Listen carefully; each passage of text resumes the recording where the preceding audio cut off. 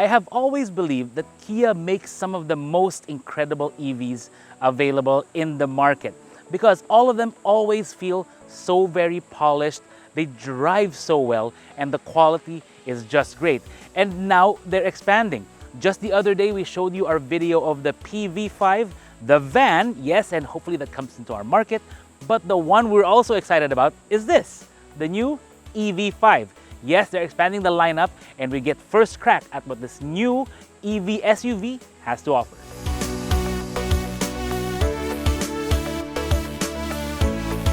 A few years ago, Kia introduced the EV6, but in terms of styling, it's not really for everyone. But now, how does the EV5 grab you? The way they do the front, they call this a star map LED light. Looks fantastic. I mean, design is something Kia has been really focused on in the last couple of, actually, decade and a half. The front has that digital tiger face thing that they've got going on. Also very cool. The lower bumper, look at the louvers on that lower bumper. They look very nice. But one of the things I really like here are the details they have with the side, particularly the wheels. If we look at these wheels, does that not remind you of, I don't know, Ninja Stars? And these are 19 inches in this version. This is not even the top of the line yet. This is the GT line. But this is not the GT line. This is like the Earth line, I think.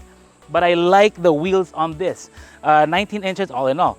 The charging door is right there, of course. Being Kia, it's powered. It's got the DC fast charging and the AC charging up to 11 kilowatts, I think. And it can do that, and I shouldn't do that. It can do the top up from 10 to 80% in about 30 minutes. The door handles on this, I mean, again, if you've seen the EV9, you know I like the style of that.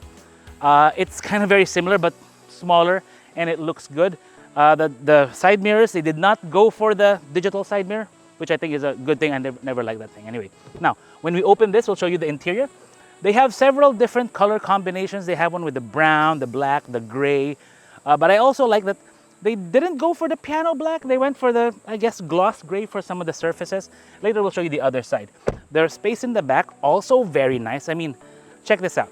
So when you actually sit here, this front seat, I can actually move with the button over here. So see, I can control it from there. So if you want to relax there like a boss, you actually really can. Now let's show you the back. Again, the aesthetics here, that's something Kia's really, really good at, and you can see it with the taillights. The same kind of motif they have in the front, they continue here, but of course in red, because it's the back, and it connects. Very nice, the new Kia logo there, the back glass there. They try to maximize the space, and it's not this, you know, like when you look at the EV9, it's like it's so big. This one, I think, is just the right size. When we pop open this tailgate, I don't have my tape measure with me, so I can't give you the accurate measurements there, but you can see already it's got respectable space. It's got this multi-hook thing that you can use this, like here, see this? It can lock onto there. You can reposition it wherever you want. There's got another hook there.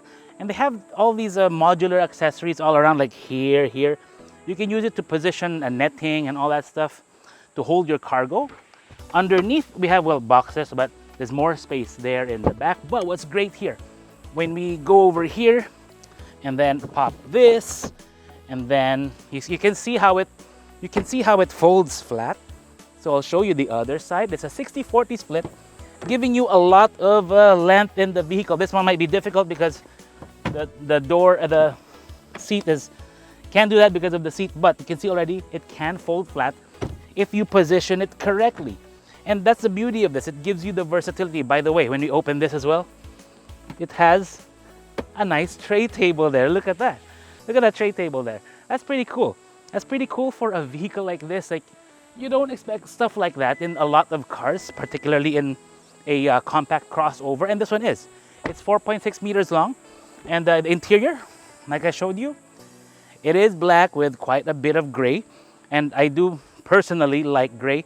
See the screens there? It has all the digital screens there with the readouts. I'll tell you more about that when we're driving. So many features in this one, but one feature I actually do like is right here in front. You see, the great thing about an EV is that they can position everything low and then give you more space here. It's about another, I think, 44 liters of cargo space here. It's gonna come in handy for, I don't know, all kinds of stuff. Let's say if you wanna keep some takeout food warm, you can put it there and go about your drive. And speaking of drive, we'll get right back to you because I think we're about to leave right now.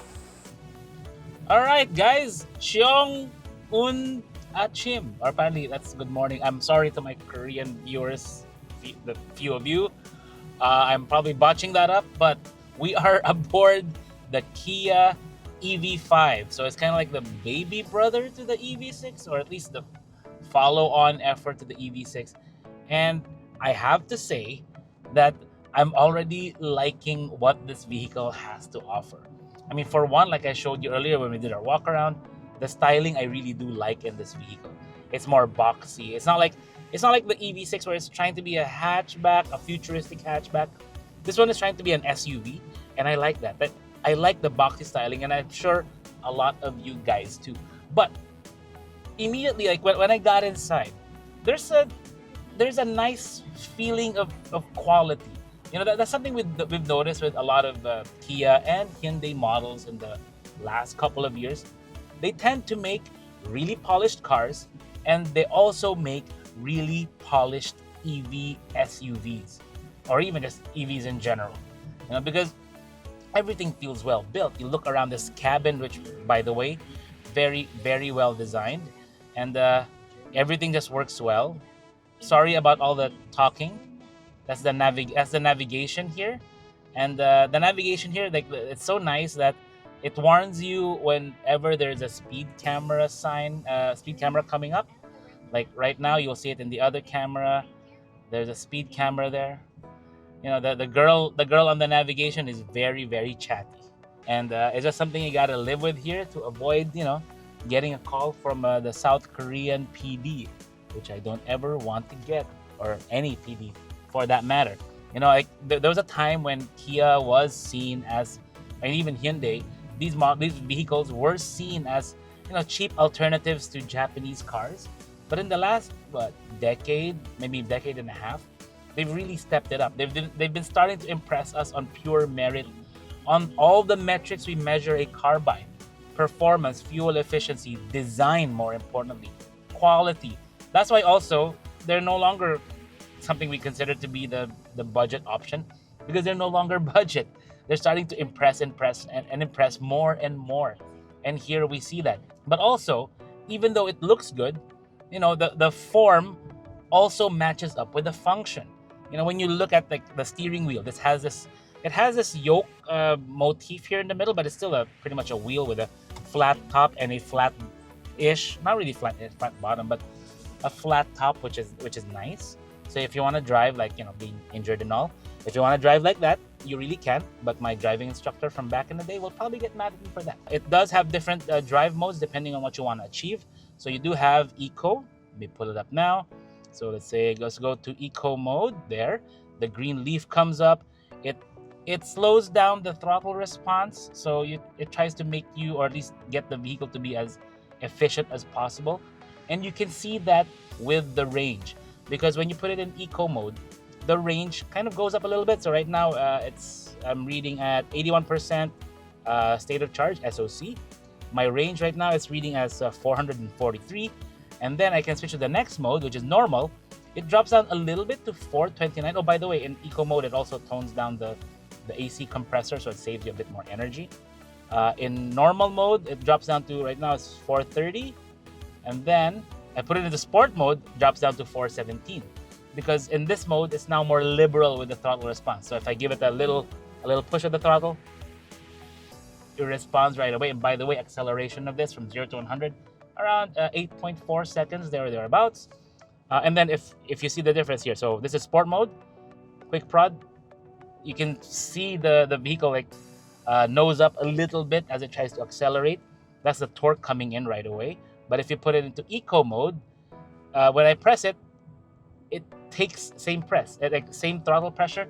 It doesn't pitch up as much because it's trying to retard the acceleration of the vehicle, or at least the response of the throttle, which is what you would want if you want to extend or stretch out your range as much as you can.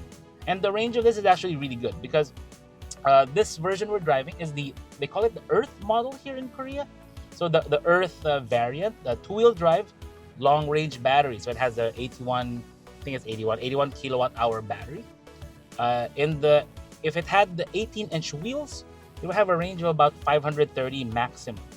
But since this one has the 19-inch wheels, which meaning a little bit more weight, a little bit more unsprung mass, I think that's what they call it.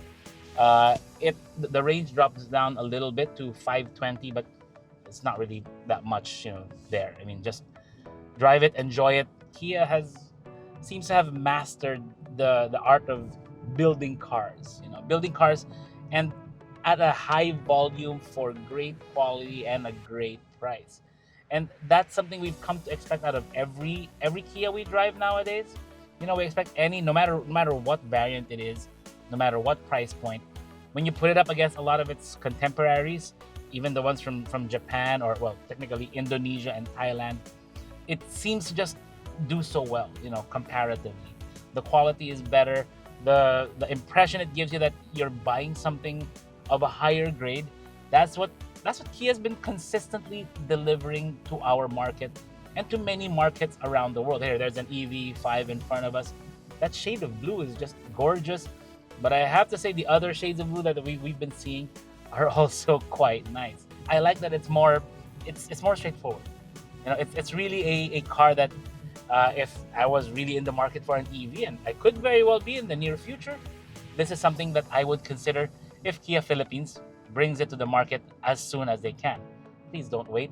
Just bring it in, and let's see what this can do against a lot of the other established rivals. After spending several hours driving around in the EV5, both in the Earth and the one that's really interesting, this one, the GT line, I can honestly say I'm very excited for when or if this car comes into the country, because a lot of the things we experienced with this one, just pure polished. The way they built it, the quality inside, it really is great, and I can't wait to try it out on Philippine roads. And I know that's going to be a real test for the suspension, for the smoothness, and for the range. Now, I can't tell you anything about timing because our chaperone is looking at me with dagger eyes saying, no, don't say that it's gonna come this date or that. So I'm just gonna say that when or if it does come, it's gonna be very, very interesting. I just hope they can price it really, really well. Anyways, that's it for me here in South Korea. Hopefully you enjoyed our two-part series driving the PV5 and the EV5. So for now, annyeonghaseyo, kamsahamnida, and see you back in Manila.